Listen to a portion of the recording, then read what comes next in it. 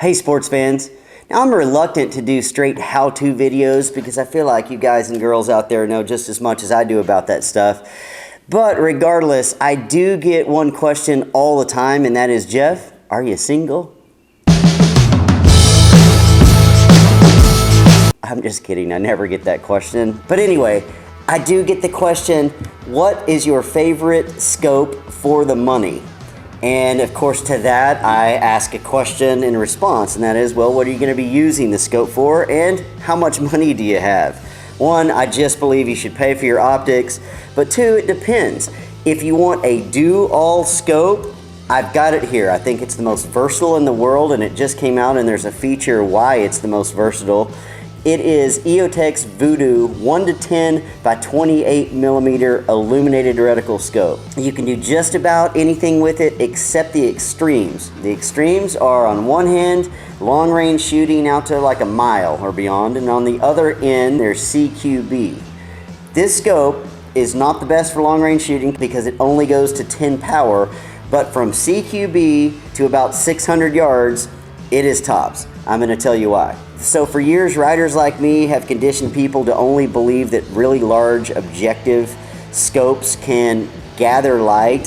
While that's true to an extent, that's only if everything is equal. And as I learned at a young age while trying to play basketball, everything's not equal. If the scope was made into the same quality specs, all using top-notch glass and all coated with the same excellent coatings, all multiple layers, if that were true, yes, the larger objective would typically be lighter, but things aren't equal.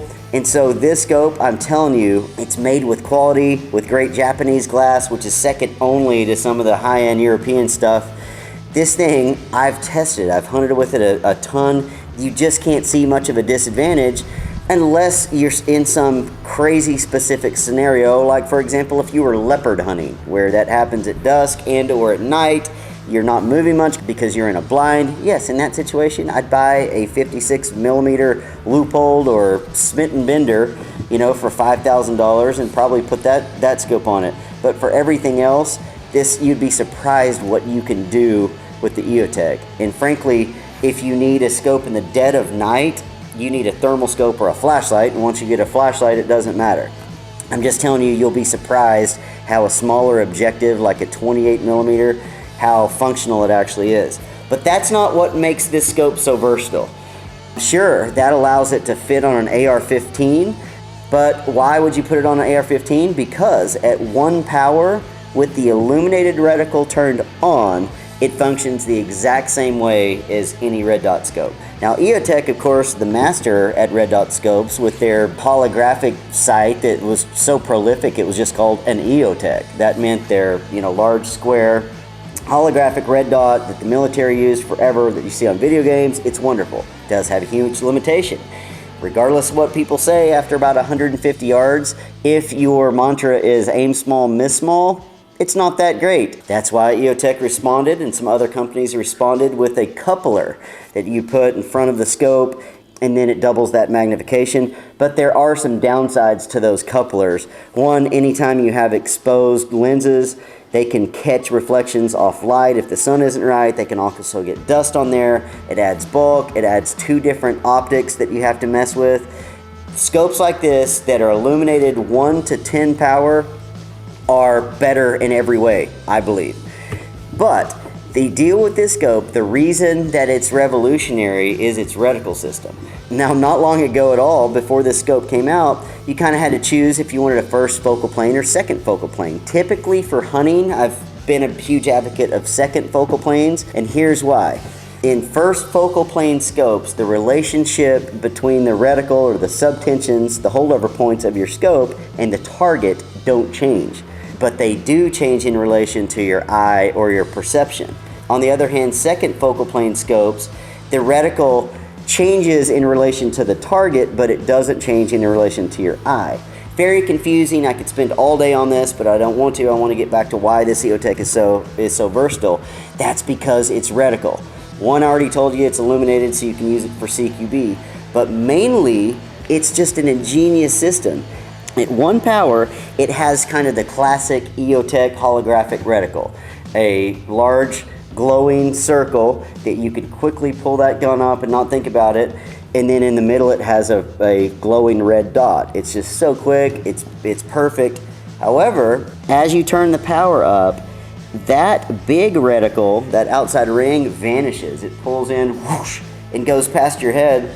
Then the secondary, or that inner reticle, starts to come into view. That now what you thought was just a line of the scope reticle, you can see the numbers, the holdover points, the wind drift numbers.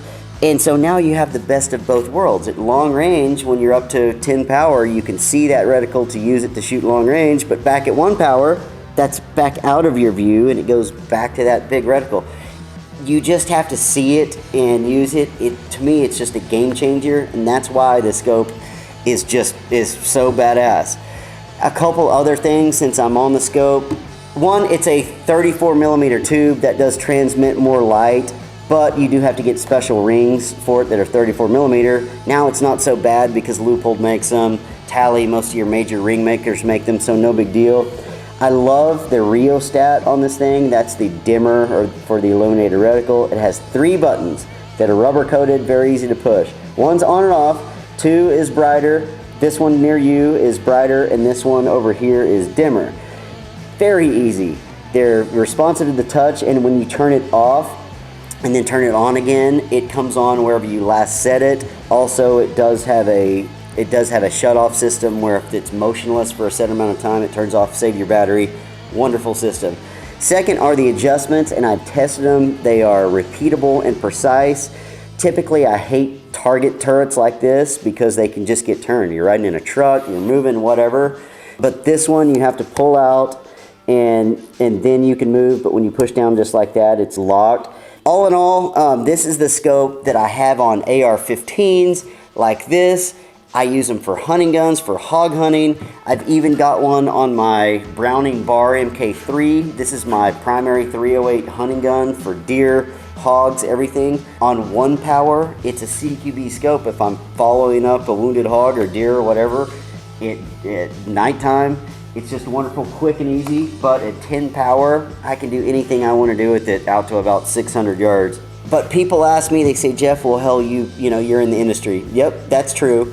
But I also know if I weren't in the industry, I'm so serious about hunting and shooting that I guarantee you I would still pay top dollar for scopes. The good thing about this EOTECH and it being made from Japan is that it's still a third less than the cost of comparable European scopes, and most of those Europeans, the Swaros, don't have this awesome reticle system. So 1,800 bucks.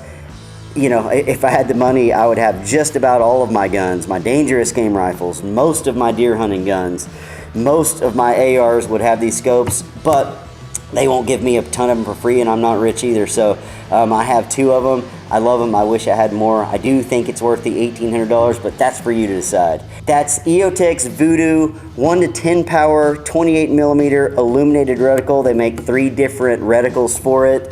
I like the first focal plane for the reasons I just said. I'm Jeff Johnston. I'm going shooting.